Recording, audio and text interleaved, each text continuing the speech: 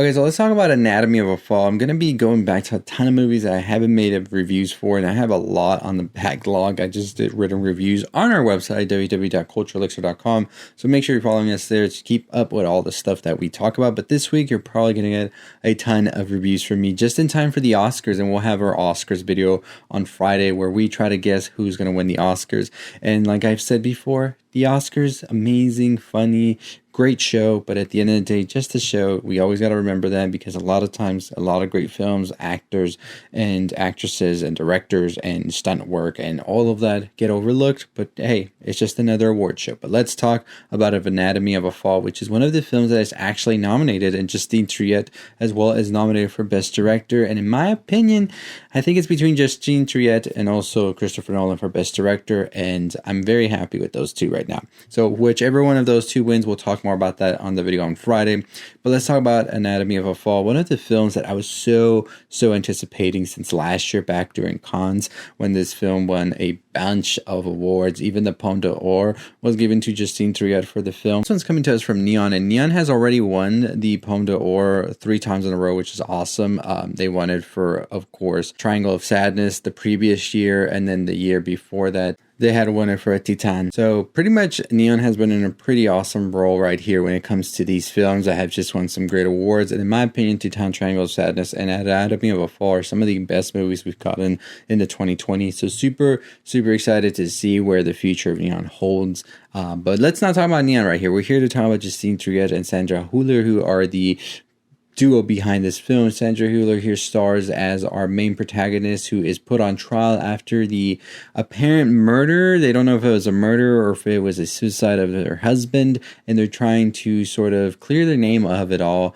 And Sandra Hüller is put on the stand here, and also her son is also put on the stand to try and figure out what exactly happened to her husband on that fateful afternoon. One of the things here is that the husband apparently had fallen to their death, but according to some of the prosecutors and stuff, they feel that maybe Sandra Hüller's character here had maybe pushed him off. And so you start this whole like court drama as well as a family drama between the son, as well as trying to figure out what exactly happened, because the son also suffers from a visionary disability, which doesn't allow them much to really look at the evidence and stuff that happened either.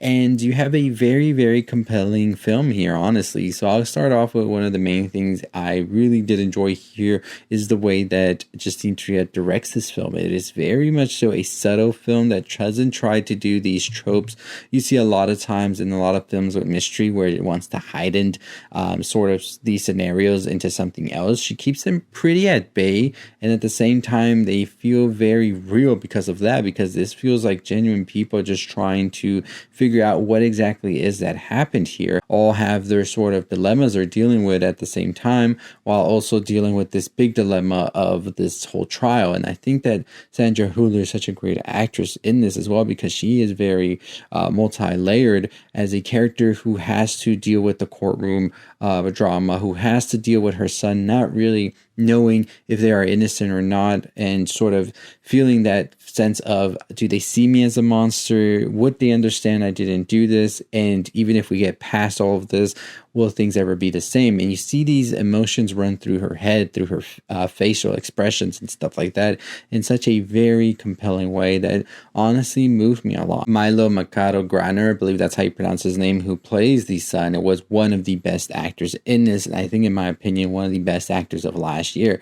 If things were all fair and right when it comes to award season, I don't know how we don't have him as a Best Supporting Actor nominee, because they really delivered such an amazing performance out of a lot of the actors of last year, even the grown-ups, because there is the courtroom scene with them and really going through all of these different emotions that just really are compelling in the way they deliver their lines after line.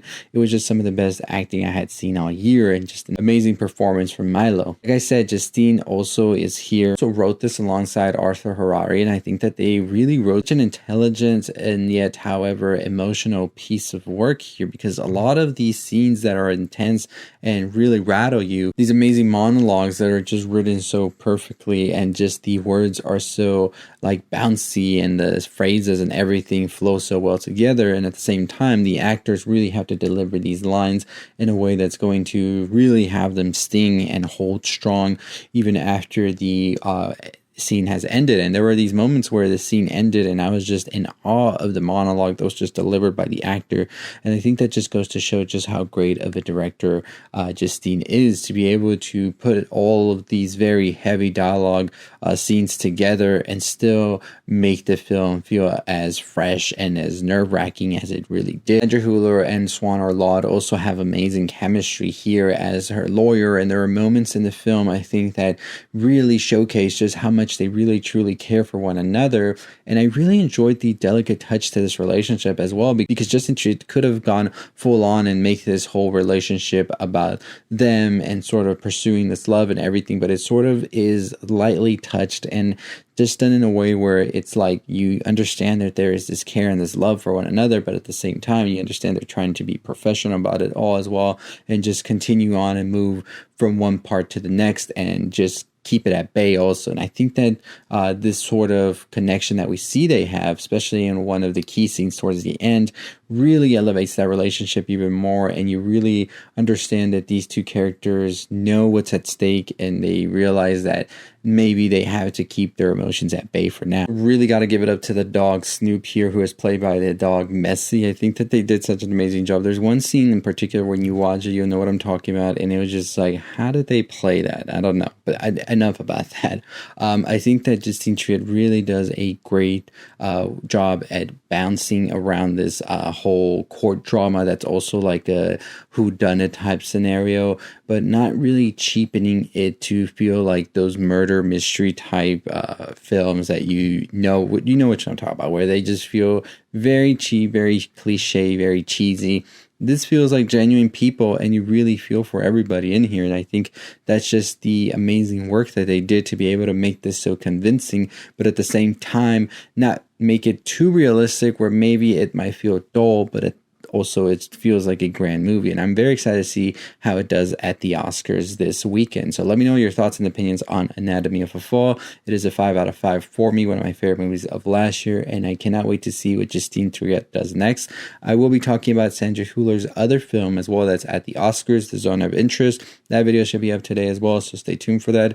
But let me know what you think about Anatomy of a Fall and if you enjoyed it or not. But I think there is so much texture in the film just based on how these monologues are delivered, the cinematography as well that feels so frigid, but at the same time is just done so well, especially when you get to the courtroom scenes, and they are so well lit. Honestly, the camera work also moving from one actor to the next and able to stay on one actor when they are delivering these very passionate and raw monologues that just hit with every single word and note that they're giving. Let us know what you think about Anatomy of a Fall. Make sure you follow us everywhere you can. We will be doing South by Southwest coverage, so if you want all of that, make sure you are subscribed to the notification bell on.